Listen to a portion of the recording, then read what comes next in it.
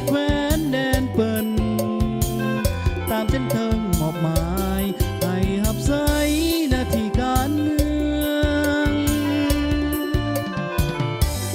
ขอสรรเสริญพี่น้องสาวหัวเมืองต่างแขวง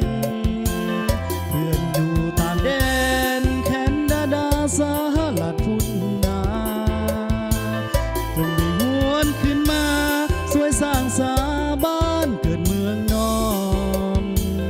ที่หินตั้งและนางนอนเป็นบ่อนศักดิ์สิทธิ์วัตถุบูชาได้ประดิษฐานให้ลูกหลานจากบ้านแดนไกลยังจำได้อยู่บ่นาหัวเมืองวันนี้ชีวิตใหม่สดใสบวมงามก้าวเดินไปสู่ความศรีวิไลหุ่งเมืองข้างหน้า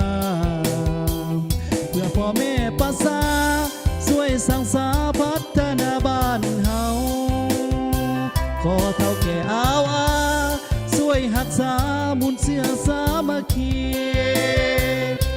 ขอฝากบทเพลงนี้ไว้กับพี่หัวเมือง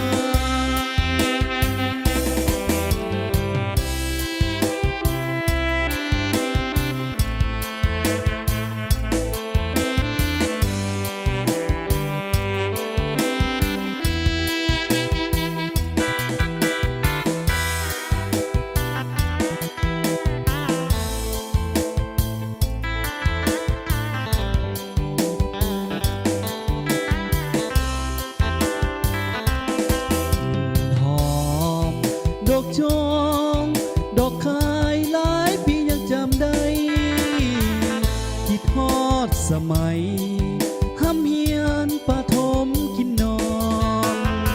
แต่ว่าในวันนี้กลับคืนสู่เขตแคว้นแดนเปิ่นตามขั้นถึงมอบหมายให้หับใส่หน้าที่การเมืองขอสรรเสริญพี่น้องสาวหัวเมืองต่างแขวงเพื่อนที่อยู่ต่างแดนแคนาดาสหรัฐพุ่นนาจงได้หวนขึ้นมา